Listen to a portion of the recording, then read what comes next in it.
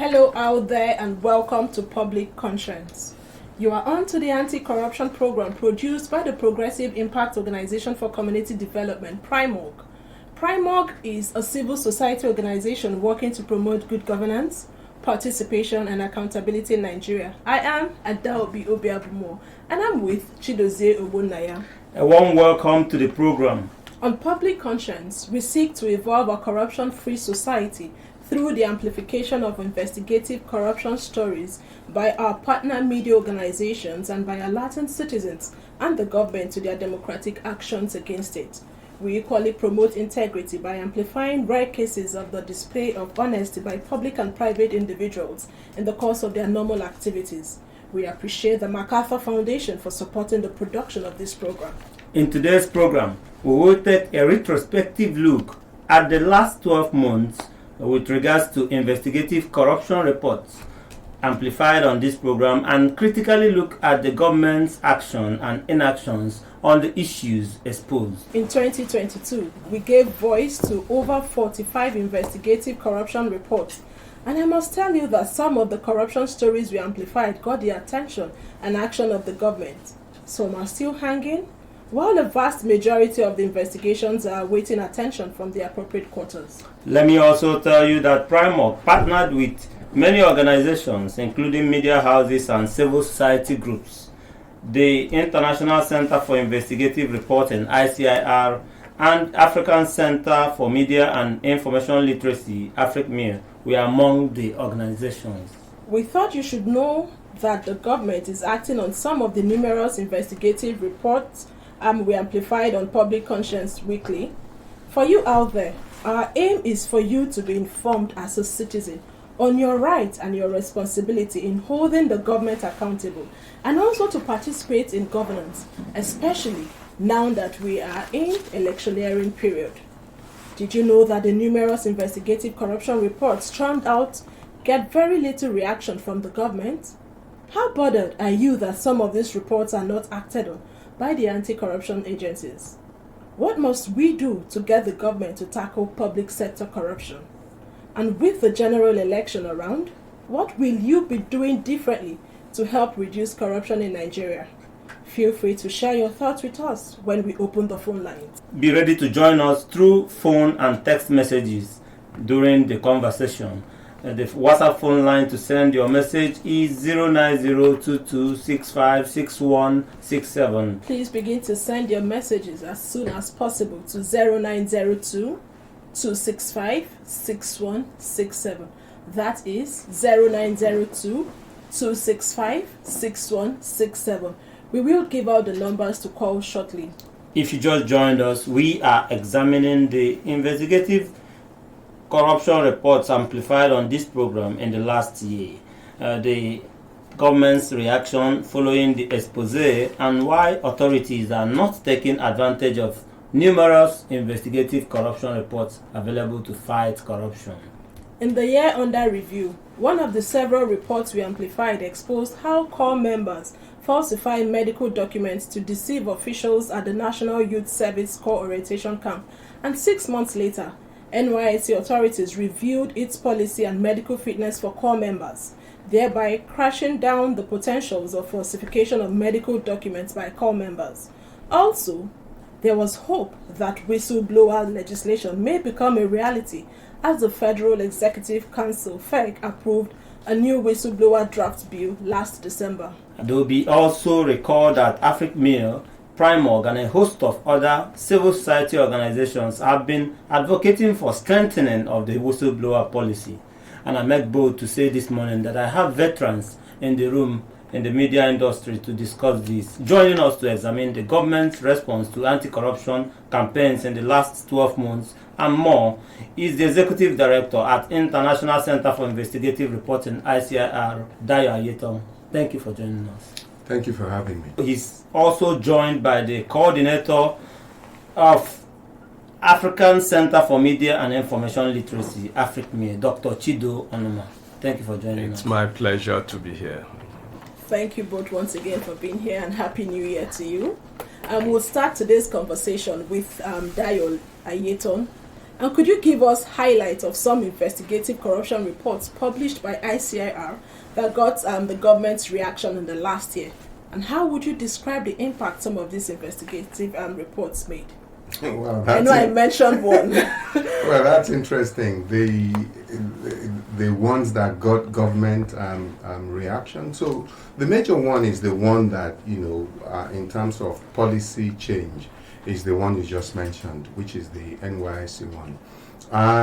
We have had reactions to a number of our stories, even though that will be maybe about 10-20% of all the investigations we do.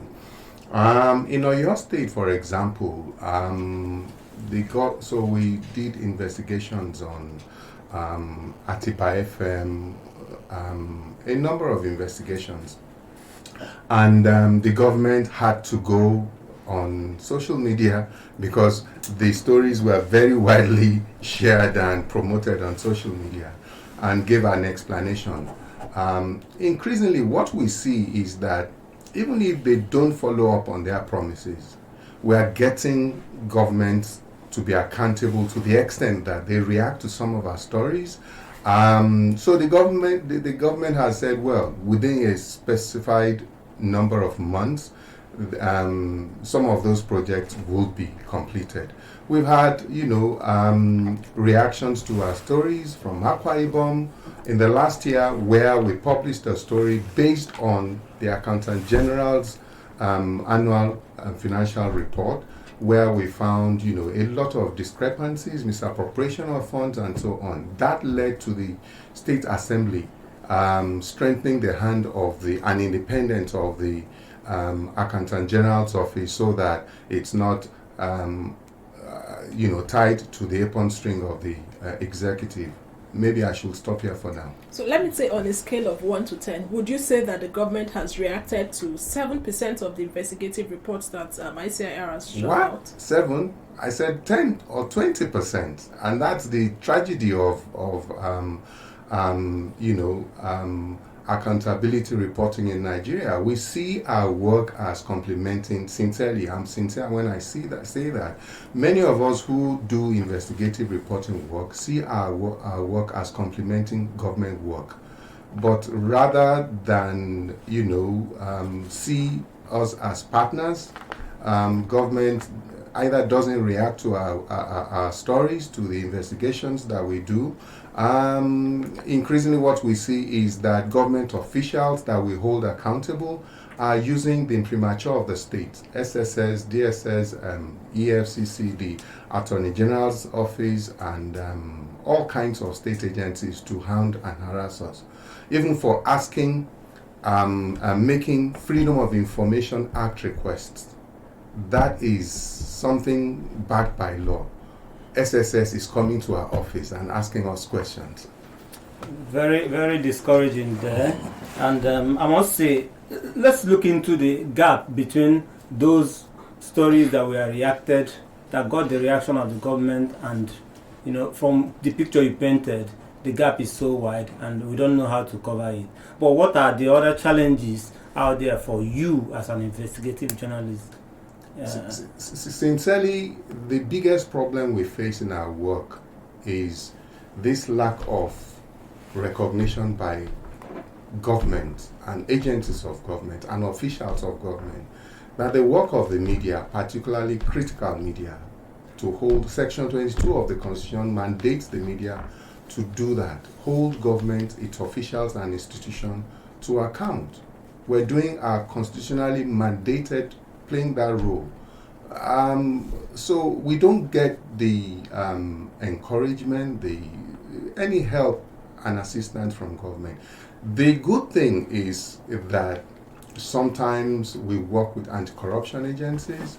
All the work that ICPC, for example, is doing around constituency projects is taken from the work that the media, the investigative media has done.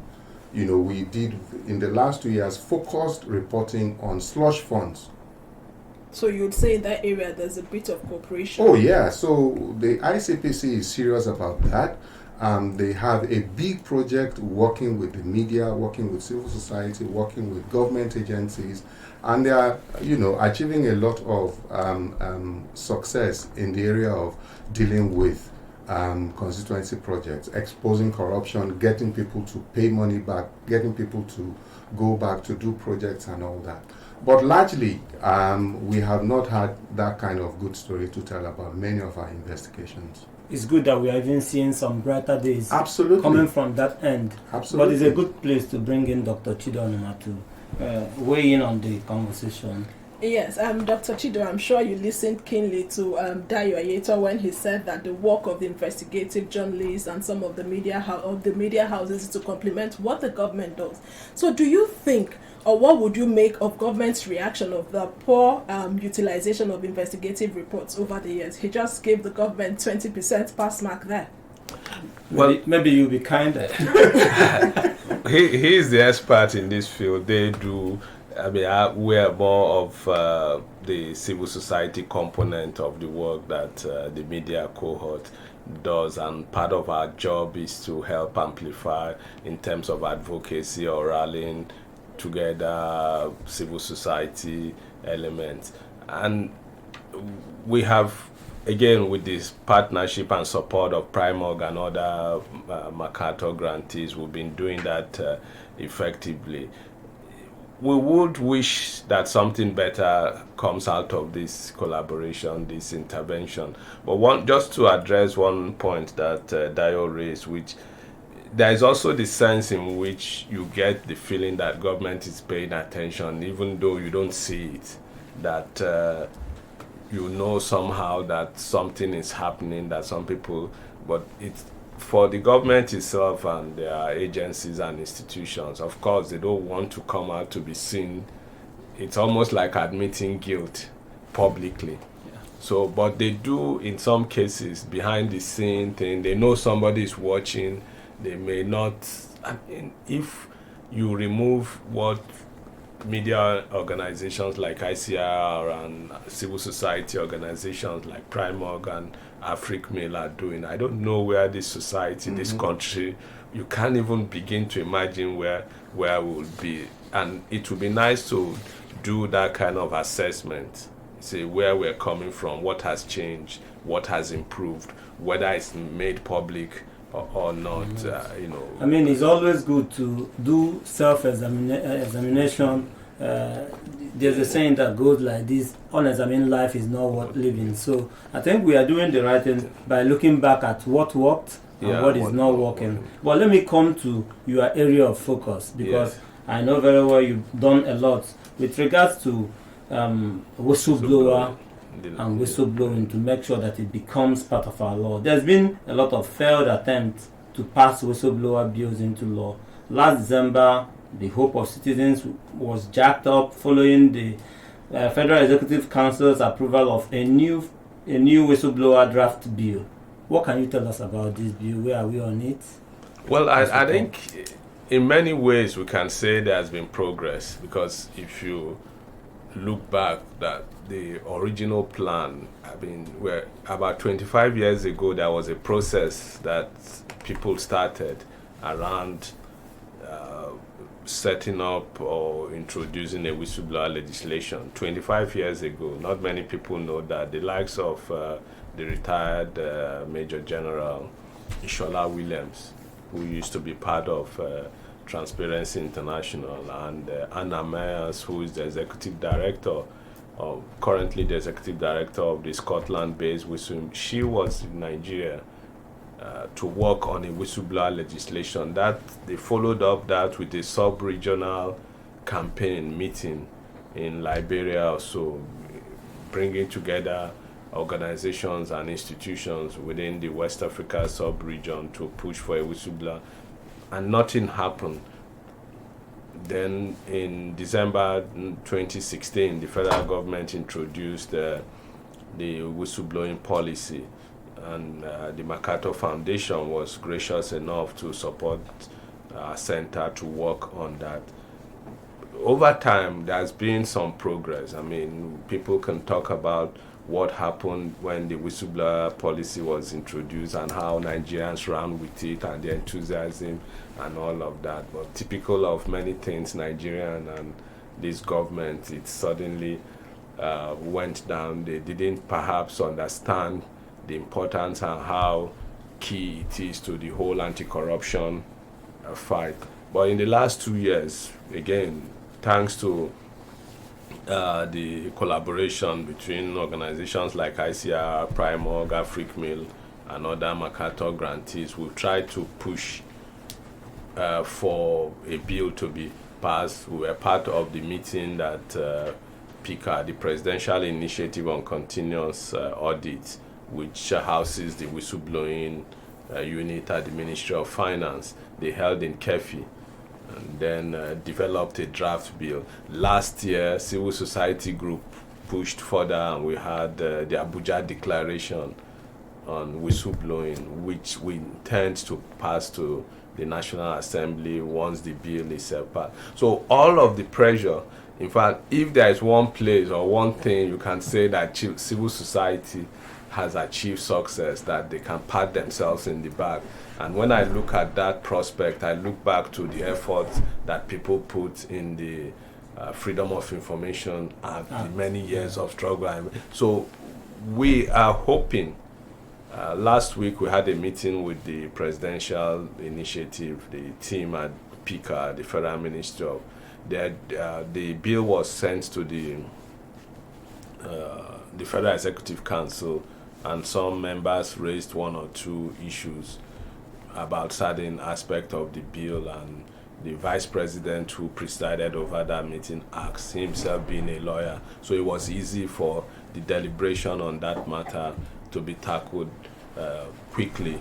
So that bill, the draft bill, is sent back to the Ministry of Justice for them to clean up that section of the bill and then forward back to the the National Assembly. So we are hoping. Are you optimistic that before this present administration winds up, that we would have a whistleblower legislation? Yeah, hopefully, maybe I'll come back sometime next week to give you some update on that. So we are hoping that maybe anytime soon, in the next in the weeks ahead, that the bill will come to the National Assembly. And it's not a new bill, really. We've been there, done that.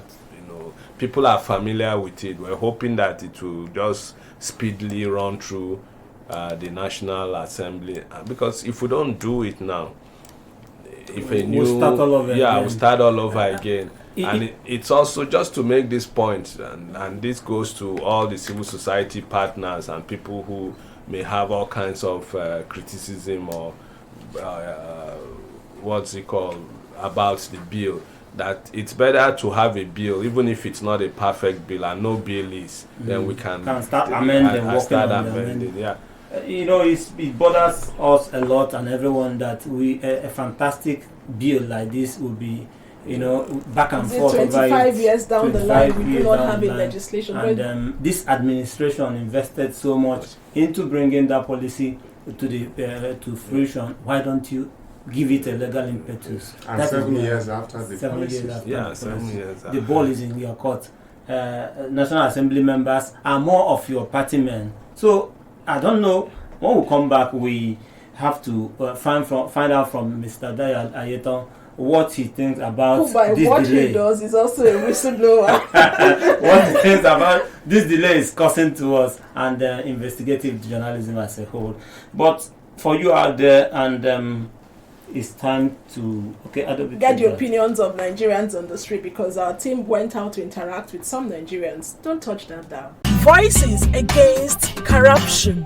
Let the people speak. Hello and welcome to Primorg's public feedback series on corruption, called Voices Against Corruption. And we ask, do you think lack of accountability has affected development in Nigeria? Because of lack of transparency. Everything is done in secrecy, government bureaucracy and all that. They hide a lot of things that the masses cannot know. And so because of that lack of accountability, it makes them not to carry out the necessary assignment that they need to carry for the masses. Most of the people ruling us are not accountable. And that is why this particular problem you have mentioned is there. if they are accountable, I want to believe that everybody will be doing what they are supposed to do naturally. If there is accountability, everything is accounted for. Funds will be allocated to every sector, and each sector that is being allocated, they use it for that particular sector. There will be development. Things will move as it's supposed to be. But the problem is, there is fund allocated for this sector. Somebody somewhere is moving the funds to the wrong side.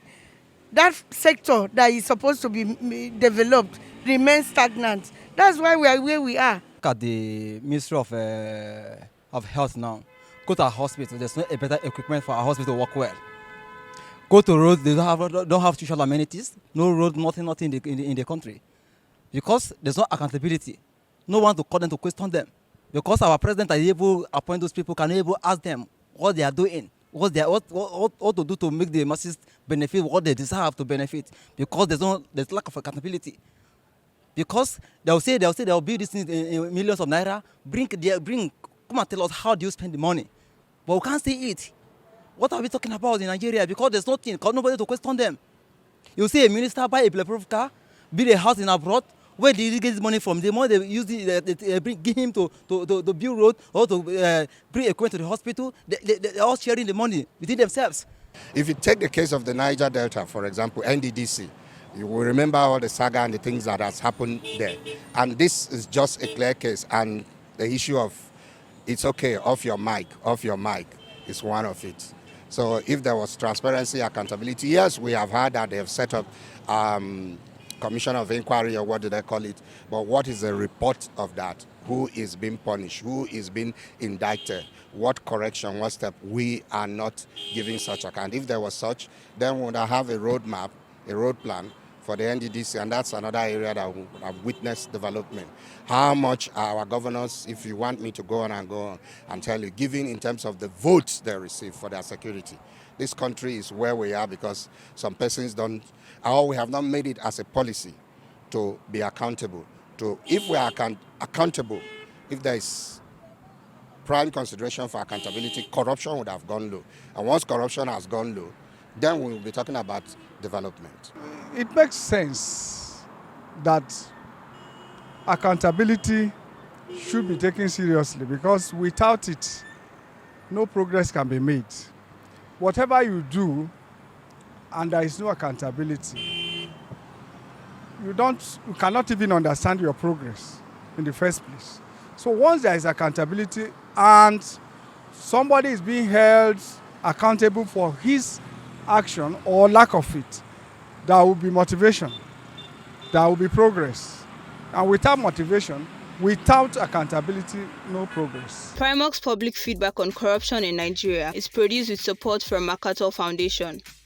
How lack of accountability has affected development in Nigeria. I'm back in the studio. We are still with Dr. Chido Onuma of the African Center for Media and Information Literacy, and Dayo Ayeton of ICIR, International Center for Investigative Reporting. Thank you for jumping in there, Adobe.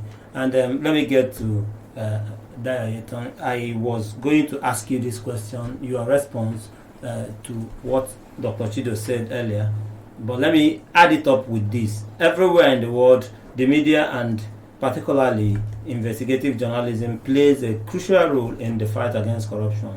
Help us understand the effect of government's perennial failure to take punitive action against indicted MDAs or officials or individuals. Also, we also wanted to react to the Vox Pop, where some of the citizens responded to the effect of lack of accountability in Nigeria. Yeah, thank you. Starting with the last one, you heard what one of your people on the street, or the people on the street, said. Opacity fuels corruption, and that's what the beauty of the Freedom of Information Act. If you provide information to ordinary citizens, they can ask questions, hold people to account and all that. And so we need to strengthen access to information in Nigeria. Just like, we talk about investigative reporting, we talk about whistleblowing, That is a law that exists, but many agencies of government still don't respond to freedom of information requests. We need to have an understanding of all the role that all this play in our effort to reduce corruption in Nigeria. Yeah, I think I agree to some extent with Chido that we're not where we were in terms of the whistleblower culture in Nigeria. But I think that because now we're talking about legislation, even though I doubt, I can say from my own point of view, I doubt it will be passed, a law will be passed definitely before the end of this administration's tenure. But government needs to realize that for me as an investigative reporter, for example, I can't talk about the details, but we are investigating PVC distribution, for example. The information came from a whistleblower. We say that, government officials are corrupt and so on within the system, and that's why we need to work with government officials, government agencies within the system, and patriotic Nigerians who do not like what is happening. Now, the problem is, if there is no whistleblower protection law in Nigeria, 7 years down the line, since the policy started, there is no whistleblower, then it means that we're not serious. It's not the incentive of 5% or whatever that will make people blow the whistle, because whistleblowers, as Chido will tell you, many of them are suffering job losses, threats, even threats to life. The Minister of Work instructed the reinstatement of a whistleblower who was sacked and maltreated and all that. I don't know, for at least for the first 6 months that I knew about it, nothing was done. So their lives, their jobs are at stake. There must be protection under the law for them. The stakes are high. The stakes are high for them. Now, to the effect of, government attitude towards investigative reporting and investigative journalism, it then means that the whole complementary role that the media can play in supporting government's anti-corruption war will be up in flames, because it then means that except if maybe somebody in the ICPC or EFCC is ready to work, we do investigations and we share some of the results, even stuff we can't publish, with some anti-corruption agencies. Do they take them up? Some do, but you know what we were told once? That they have so many they are working on, and they can't take on too many. But I don't blame them. That's the reality, the funding and other considerations. So we all need to, finally, I need to say this, because it looked as if I painted such a horrible picture of what has happened. I wouldn't be in this business if there was no silver lining there. So we do achieve a modicum of, success and impact. So there's hope out there. There is hope, but the media needs to understand that we need to work with each other as partners, not as competitors. As the government. No, the media houses. Collaboration it's a three-way thing. Houses. Also, the media has to work with civil society organizations. We achieve more. There is no doubt about it. And that's why I thank MacArthur, because I think MacArthur Foundation institutionalized that as part of their own Nigeria grant. Encouraging, and that's how ICIR, AfricMail and Primark started to work together. We achieve more. But beyond the media and civil society working together, we also need to find people in agencies of government, people within government to work with. There are people there to work with. Thank you. There are people there to work with. Dr. Chido, earlier you mentioned that the MacArthur Foundation is supporting your organization, and Dayo Ayeto has also mentioned MacArthur Foundation. So could you help us look at the role of the MacArthur Foundation and some of the organizations in the fight against corruption in Nigeria? How much impact do you think these groups are having at this fight against the fight against corruption? Yeah, thank you. I think I referenced MacArthur Foundation, and it's not just the foundation. We pay tribute to other foundations and institutions and agencies that have supported activities, whether it's the anti-corruption struggle or fight or programs or projects around maternal mortality or getting young people to go to school and all of that. You begin to wonder where we'll be as a society if these kinds of interventions are not readily available. The institution building, and since we're talking, we're all part of the different cohorts of the MacArthur support system. Whether we're looking at civil society intervention, media intervention, it's been great. It's been fantastic. I keep alluding to that point about I don't even want to begin to imagine what the situation would have been if we didn't have these kinds of opportunity. The media is doing a great work. Many of them that have been supported. It's not just in terms of the investigate, even capacity building, training for journalists. Many of our journalists are better today. They are better able to write, better able to report because of the kind of support and training they get from these foundations. Many of us in civil society are better able to understand advocacy. We are in a better position to push the frontiers of respect for rule of law and ensuring that there is accountability, taking on the government, taking on its institutions. It's all thanks to the support of the foundation. The foundation. Of course, it's also important that we add here that many of us should also be thinking in the long term in terms of how do we sustain this process if for any reason these foundations decide to pull back, and we don't expect them to do this forever. Okay, thank you for that, Dr. Chido. That means that we'll thank God to the support of some of this foundation, and you talked about sustainability. I hope that the media organizations and some CSOs are also thinking in that line. I mean, it can never be overemphasized, the support and the work civil society organizations and media houses are doing to see that we have the desired change. Yes, to say we must bring in the person listening at the other end of the dial to join the conversation, because we're talking about accountability, and it is not just the role of the media and CSOs in holding the government to account.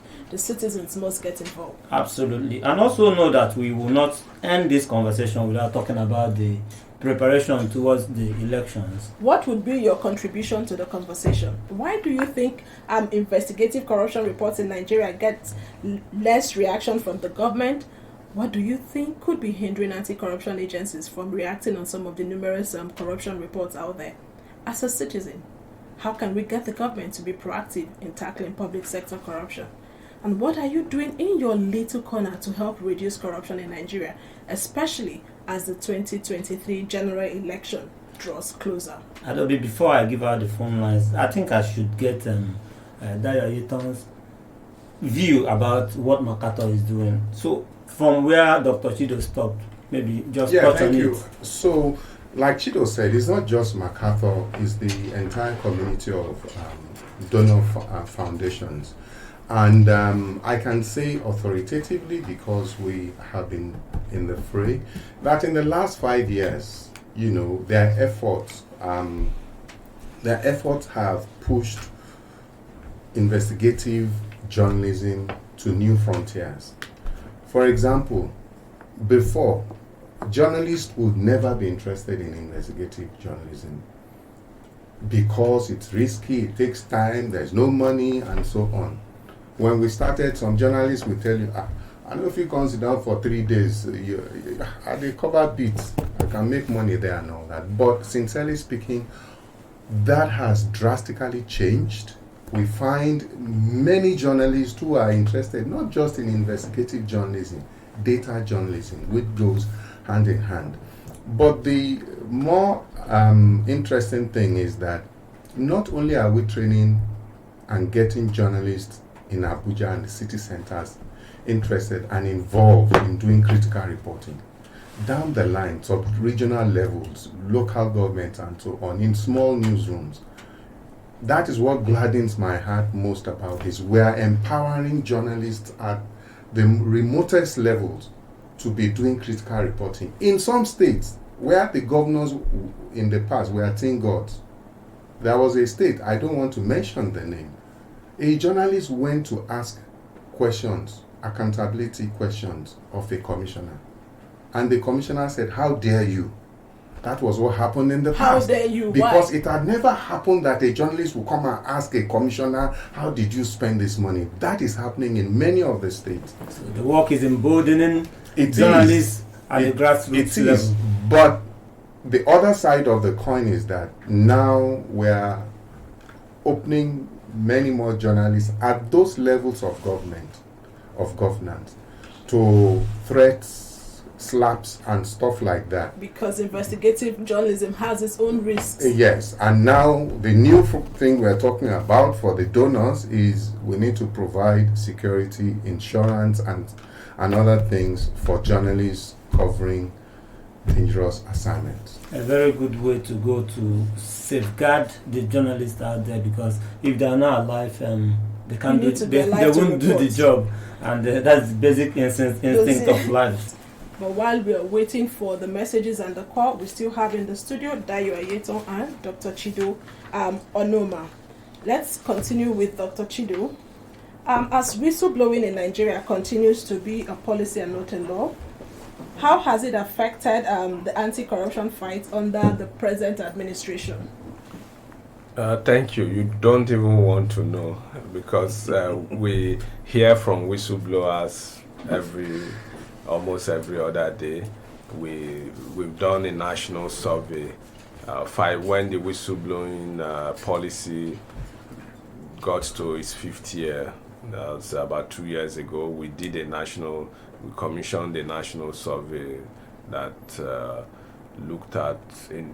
sampled thousands of people from all walks of life across the country. And one of the points that kept coming true was that people saying, "Look, I can't come and risk my life. I can't come and kill myself. Nobody to protect me." Like everybody was saying, "Oh, even though in the policy there is a sense in which people are protected, like you offers, but people say, oh, policy tomorrow." It's policy. A new government comes in tomorrow, they can just throw it away. But if it's a law, it's a law, you can go to court on the basis of that. So I think we can't stop talking about the imperative of a law. And other countries that are serious about fighting corruption, even our neighbor here, Ghana, they have great whistleblowing policy. South Africa has, Uganda has. You begin to wonder, the largest economy on the continent, the most populous country on the continent, and knowing the intricacies of corruption and different dimensions for an economy that's huge as this. What's the challenges, or what is keeping the government from pushing this law? As a strong and staunch campaigner of legislating or strengthening whistleblower policy, what do you think has been the greatest bottleneck or hindrances to us achieving the legislation that we've been talking about? Okay, let me jump in there, Dr. Chido. Please let me take this message before you continue. Okay. We have a message on Facebook from Taiwo Isaac Aderebigbe, and it says, "Kudos to you at Primorg and the civil society organization, as well as other development partners in the sensitization of citizens. It is a work in progress. Let us continue with the aluta, because victory is certain. Nigeria will be great again in my lifetime. But citizens have a pivotal role to play. Get your PVC and vote your preferred candidate in the forthcoming general elections, devoid of violence and other malpractices." Please continue, Dr. Chido. Yeah, so the key point would be the political will to push this through, because you can't explain, there is no other explanation why this hasn't gone through, even though we are dealing with a regime that came to power almost 8 years ago on 3 cardinal principles, including one of which was to tackle corruption and the enthusiasm. You would think that probably within the first year of that policy, a law would have been, passed immediately to strengthen the anti-corruption war. So it also perhaps speaks to how unserious the government is in terms of, because then when it suits the government, it alludes to the whistleblowing policy as one of its achievements, and one of the things is done to curb corruption. So why don't you go a step further to really provide the playing field that is needed to ensure that you have an effective anti-corruption regime or accountability process, that it's not just. And the good thing about the whistleblowing thing is that it's not just, in fact, it's not even government. The government is at the other end of it. It's about empowering citizens. It's about citizens taking ownership of the anti-corruption fight. So they are lessening the problem for the government. You are not the one fighting, maybe using EFCC or ICPC. You come in later when all of the investigation. It's citizens seeing something and saying something. It's citizens, whether they are in the hospitals, issue of fake drugs, or people diverting funds, whether it's in the tertiary institutions, VCs. So the citizens have a role to play. Yeah, here. of course, and that's the beauty of the whistleblowing thing. It creates an opportunity for a citizen ownership of the anti-corruption fight, and there is no better strategy to fight corruption than to allow the citizens themselves to. And because I worked at the EFCC many years ago, and I understand the role. Part of my job there in the public affairs unit was the interface between the commission and citizen, and it's still happening now. But there is this wide trust gap between the citizens and the government and the agencies of the government, anti-graft agencies. Dayo, how critical is integrity and participation of citizens in this election? It has been described in many forms. Oh, it's of utmost importance, because the reason why we are where we are today is that we have always so in terms of what? Education, infrastructure, health, and so on, we see where we are in security. I used to travel from Abuja to Lagos, 8 hours I'm there. How many people can use your car to travel to even Lokoja today, and so on? So it's terribly important that we discard primordial sentiments, cleavages, tribe, and so on, and elect people of integrity. That is the difference. Leadership, visionary leadership, leadership of quality, leadership that has the interest of the people at heart, not leaders who just want to get there. It's politics, and we can do whatever it's our we time want. to chop. It's our turn, and so on and so forth. I think that, and I'm happy that for the first time, many Nigerians, by the data we have, many young Nigerians are getting involved in the electoral process and would have a voice, because the reason why we are, like I said, where we are today is because of bad leadership in every area. I can't believe if 10 years ago they would tell us, I went through military dictatorship. 10 years ago, if they told us that we will be at this point where you can't go from Abuja to Lokoja, you can't go from Abuja, even journalists are risking their lives on a daily basis covering assignments right inside Abuja. There is kidnapping. We would have argued and said no. So it's very important. That's why this election is pivotal to the future of Nigeria. We used to say that we have systemic corruption, and we know that the system is almost stuffed with people of bad behaviors and character. With one man coming on board, what will he do to Let me tell you what happened in 2015, the first coming of Buhari. For years, we had been doing freedom of information requests for the Ecological Funds Office, slush funds, for the presidency, as far as I'm concerned. Then, not once. We funded investigations for Daily Trust, different media houses. Not once did they answer us. Buhari was elected. Body language, just body language, because officials of government thought, this man will come and fight corruption. He will deal with you. For Did the they first respond? time. If you see the pile of documents they brought to our office, Fast forward to 2019. that tells you the difference that a credible, serious leadership can. And what happened? Buhari came into power and they saw that there was no... It was a bubble. And everybody went back to their normal, and it was now business as usual. Dr. Chido, as we wrap up, what would you say to that person listening to you in terms of anti-corruption, transparency, and the 2023 general election? In 1 minute, please. Again, quickly, I think I spoke about power to the people in terms of the whistleblowing law and what role citizens can play. I think now our focus is on politics and our PVCs are our whistles in this case, and it's time to use it. Hopefully their votes will count. Okay, thank you so much for that. Whatever you want to say. You go and get your PVC. This time around, let us assure Nigerians it will count. Get your PVC and go out to vote. Okay, you have heard it. Get your PVC. Does it we really must round up? There's no better call than that. Get your PVC. It's been a robust conversation here. Please visit the news website of Primorg.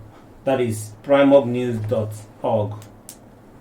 Primorgnews.org is for all the details of our reports and interview. Visit our website www.primorg.org to get all the information about Primorg. And you can watch our videos on Primorg TV, our YouTube channel. Please subscribe to get reminders when we have a new post. We sincerely appreciate our guests. I'm the Executive Director at International Center for Investigative Reporting, ICIR, Dayo Ayeton, and the Coordinator, African Center for Media and Information Literacy, AfricMIL, Dr. Chido Onuma. Thank you so much for being a part of today's episode. Thank you for having me. And for all those that are listening, we sincerely appreciate you. Those who sent in their messages, we appreciate you also. Public Conscience has the support of the John D. and Catherine T. MacArthur Foundation, committed to building a more just, verdant, and peaceful world. Get more information about the foundation on its website, macfound.org. Join us again here next week for another episode of Public Conscience. And remember to follow us on Facebook, Twitter, and Instagram at Official Primorg. I am Chidozie Obunnaya. Remember that birth registration and birth certificates are both free if your child is under 18. Help stop the corruption in the birth registration. Do not pay for birth certificates. Also remember that you can give us information or hints about corrupt acts through our phone at 09022656167 or info@primorg.org. I am Adaobi Obiabumo. Stay safe.